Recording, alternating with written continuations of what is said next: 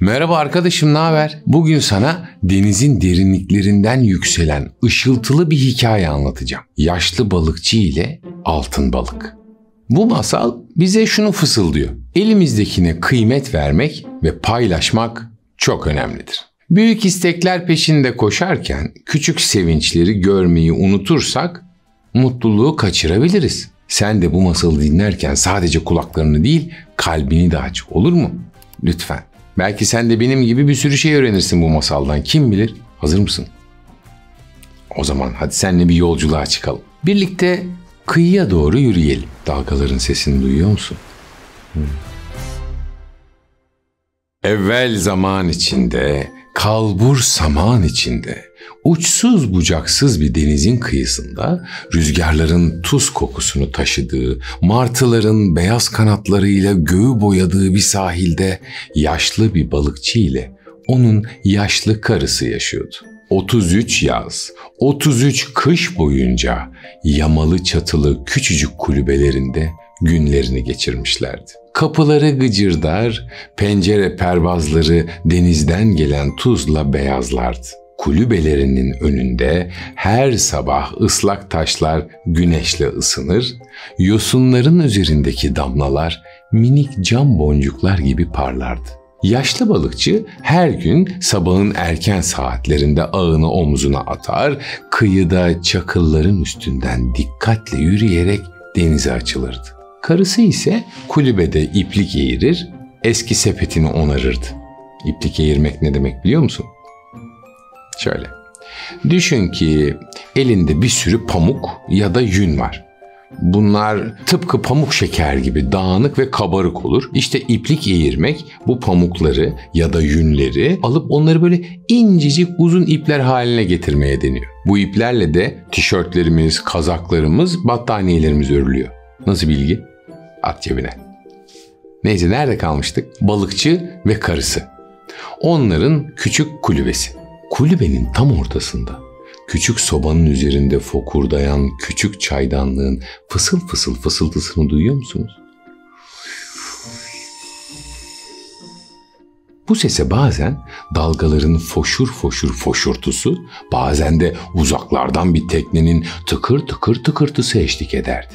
Bir sabah gök pembe, deniz sakindi. Ufuk çizgisi bir kurdele gibi dümdüz uzanıyordu. Yaşlı balıkçı ilk ağını attı, çekti. Su ağırdı. Ağ dipteki çamuru yukarı taşımıştı. Bir avuç kahverengi balçık ve birkaç kırık kabuktan başka bir şey yoktu. Yaşlı balıkçı ağını ikinci kez attı. Tekrar çektiğinde kalın, kaygan yosunlar dolanmıştı ağ gözlerine. Yeşil, tuzlu bir koku sinmişti etrafa. Üçüncü seferde şans yüzüme güler mi acaba diye mırıldandı. Ağ denizin koyu mavisine dalıp gitti. Yaşlı balıkçı bir süre bekledikten sonra ipe asıldı. Bu kez çekmekte biraz zorlandı. Ağı çekebilmesi için ona yardım edebilir misin? Ha dostum? Hadi arkadaşım, beraber çekelim. Çek! Evet, başardık. Çektiğinde ağır, altın gibi parlayan bir şey gördü. Güneş ışığı pullarına vuruyor, su zerrecikleri küçük kristaller gibi etrafına saçılıyordu. Ağdan sıyrılan şey bir balıktı ve gözlerini kırpıştırırken canlı bir kıvılcım gibiydi. Bu altın bir balıktı. Ve balık konuştu. "Beni bırak ihtiyar," dedi ince ama berrak bir sesle. "Sana dilediğin her şeyi verebilirim. Söyle, ne istiyorsun?" Yaşlı balıkçı irkildi. 33 yıldır balık tutuyordu ama ilk kez konuşan bir balık görüyordu. Elleri titredi. Ağın iplerini dikkatle çözerken içinden "Acaba rüya mı görüyorum?" diye iç geçirdi. "Güzel balık," dedi. Sonra yumuşak bir sesle, "Senden hiçbir şey istemem. Yuvana dön, özgürce yüz." Balığı özenle suya bıraktı. Balık kuyruğunu zarifçe salladı, Su bir anlığına altın tozu serpilmiş gibi parıldadı ve balık dalgaların arasına karışıp kayboldu. Yaşlı balıkçı kıyı boyunca yürüyerek kulübesine döndü. Ayakkabılarının içi deniz suyuyla ıslanmış, paçaları tuzdan çizgi çizgi olmuştu. Hatırlıyor musun ya arkadaşım? Yaşlı balıkçı. Gittiği evinde kaç kış kaç yaz mevsimi geçirmişti? Bravo sana. 33 kış, 33 yaz mevsimi. Tebrikler. İçeri girer girmez olan biteni eşine anlattı. Bugün bir mucizeyle karşılaştım dedi. Altın bir balık tuttum, konuşuyordu. Bana ne dilersen veririm dedi. Ama ben onu serbest bıraktım. Yaşlı kadın ipliği bırakarak doğruldu, kaşlarını çattı. Ah ihtiyar dedi. Böyle bir fırsat bir daha ele geçer mi? Hiç olmazsa bir çamaşır leğeni isteseydin. Bizimki paramparça, içine bir şey koyunca yere sular damlıyor. Yaşlı balıkçı başını eğerek tekrar kıyıya gitti. Bu kez denizin mavisi biraz daha koyulamıştı. Sanki dalgalar kendi aralarında fısıldaşıyorlardı. Kıyıda yosunların üzerinde minik yengeçler tıkır tıkır yürüyorlardı. Martılar havada asılı duruyor, ara sıra çığlık benzeri sesler çıkarıyorlardı. "Altın balık, altın balık!" diye seslendi yaşlı balıkçı. "Beni duyuyor musun?" Sular bir an kabardı, altın balık parıltısıyla görünür oldu. "Ne istiyorsun ihtiyar?" "Beni bağışla," dedi. "Eşim kızdı, yeni bir leğen istediyor. Eski leğen artık su tutmuyormuş da." Balık kuyruğunu salladı. Sesi dalgaların arasında çınlayan bir zil tınısı gibiydi. "Evine dön. İstediğin oldu," dedi. Yaşlı balıkçı döndüğünde kapıda yepyeni bir leğen parlıyordu. Kenarları sağlamdı, dibi de su sızdırmıyordu. Yaşlı kadın leğene baktı, dudaklarını büzdü. "İyi de," dedi. "Koca balıktan yalnızca leğen mi istenir canım? Git bir de yeni bir ev filan iste bari. Bu kulübe her rüzgarda zangır zangır sallanıyor. Bir gün çatısı uçacak diye korkuyorum." Yaşlı balıkçı çaresizce başını salladı. İçinde hafif bir ağırlık, yani biraz da bir çekinme vardı ama yine de kıyıya gitti. Bu kez deniz daha dalgalıydı. Ufukta ince bir bulut şeridi belirmiş, suyun rengi mavi ile gri arasına gidip gelmeye başlamıştı. Islak taşlar soğuktu.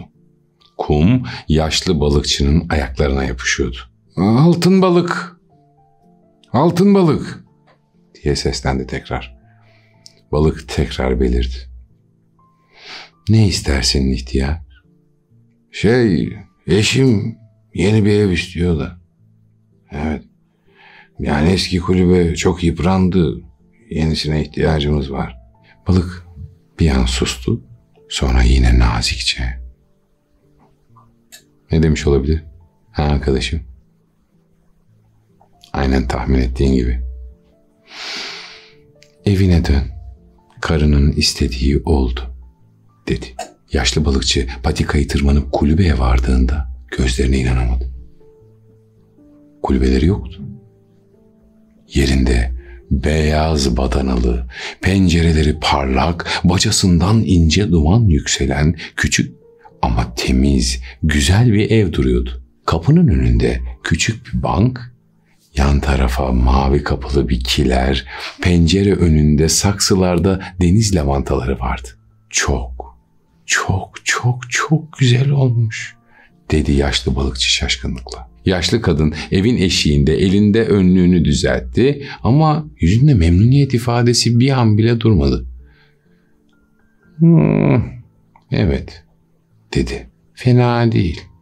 Fakat madem altın balık yani dileklerimizi gerçekleştiriyor, neden yalnızca evle yetinelim ki? Git ona söyle. Ben artık köylü kadın olmak istemiyorum. Hanımefendi olmak istiyorum." Yaşlı balıkçı denize döndü. Rüzgar artmıştı. Dalgalar köpüklerini hızla kıyıya savuruyor, ıslak taşlar parlıyordu. Gökyüzü kararsızdı. Hava bir aydınlanıyor, bir kararıyordu. "Altın balık, altın balık!" diye seslendi ihtiyar.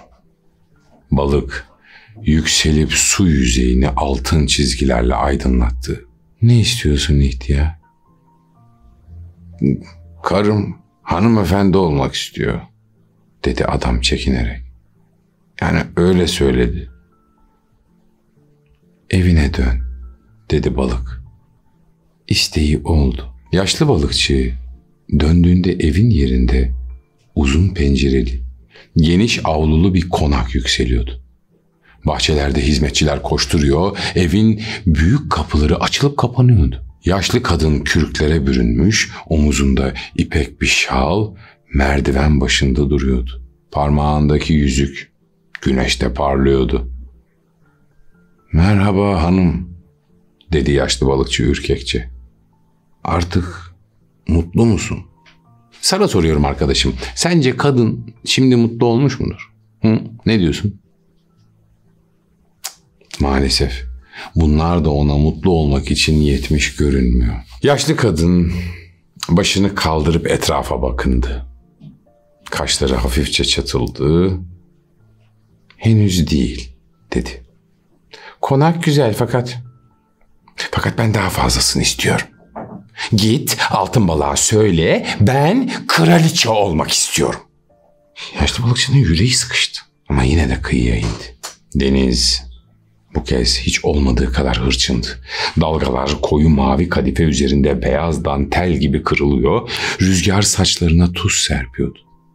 Martılar suspus olmuş, yalnızca suyun gümbürtüsü duyuluyordu. "Altın balık." Balık göründü ama gözlerinde daha derin bir sessizlik vardı. "Ne istiyorsun ihtiyar?" Karım kraliçe olmak istiyor." Balık başıyla hafifçe onayladı. "Hadi arkadaşım tahmin et. Sence altın balık ihtiyarı bu isteği karşısında ne dedi?" "Doğru tahmin. Aynı cümleleri söyledi." "Evine dön." İstediği oldu. Saray kapıları önünde nöbetçiler duruyor. İç avluda çeşmeler şırıltıyla akıyordu. Büyük salonun ortasında bir taht kurulmuştu. Tahtta yaşlı kadın oturuyordu. Başında taşlı bir taç, elinde ışıltılı bir asa vardı. Etrafında zarif giysili görevliler sessiz adımlarla dolaşıyor, gümüş tepsiler taşıyorlardı. Yaşlı balıkçı yaklaşınca kalbi burkuldu. "Selam kraliçem. Artık gönlün ferah mı?" Yaşlı kadın tek kaşını havaya kaldırdı. "Henüz değil," dedi keskin bir sesle. "Git altın balığa söyle, denizlerin de hükümdarı olmak istiyorum. O balık da bana hizmet etsin." Yaşlı balıkçı denize doğru ağır adımlarla ilerledi. Kıyıda rüzgar uğulduyor, dalgalar öfkeyle taşları dövüyordu. Gökyüzü gıpgri olmuş, ufuk çizgisi belirsizleşmişti. Kıyıdaki küçük istiridyeler bile sanki kabuklarını daha sıkı kapatmış, fırtınadan saklanıyorlardı. "Altın balık," diye seslendi yaşlı balıkçı. Sesi rüzgarların içinde kayboldu. Balık göründü. Işıltısı bu kez daha solgun, bakışı daha ciddi görünüyordu. "Ne istiyorsun ihtiyar?" Yaşlı balıkçı yutkundu. "Affet. Ama karım denizlerinde hükümdarı olmak, seni de hizmetçisi yapmak istiyor." Balık bir süre sustu. Dalgalar iki nefes arasında ağır ağır yükselip indi.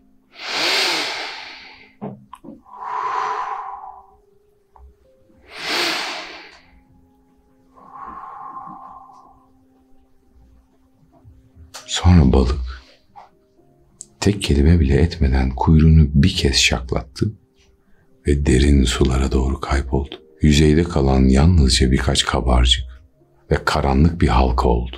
Yaşlı balıkçı kıyıda bekledi. Rüzgar dinmedi, dalgalar sakinleşmedi. Belki birazdan döner diye düşündü. Bir süre sonra vazgeçip yürümeye başladı. Patikadan geçip sarayın bulunduğu yere vardı. Ama ortada bir saray yoktu. Ne mermer merdiven, ne çeşmeler, ne koca kapılar. Her şey sanki bir rüyadan uyanmış gibi kaybolmuştu. Sarayın olduğu yerde rüzgardan gıcırdayan eski kulübeleri duruyordu. Eşiğin önünde yaşlı kadın oturuyordu. Dizlerinin dibinde kırık dökük o eski leğen. Arkadaşım, ben hatırlayamadım da yaşlı kadının ilk değiştirmek istediği şey neydi? Evet, şu an dizlerinin dibinde duran o eski leğen. Doğru, teşekkürler. Yaşlı kadın bir an sessiz kaldı. Ellerini leğenin çatlak kenarlarında gezdirdi. Sonra başını kaldırıp ufka doğru baktı.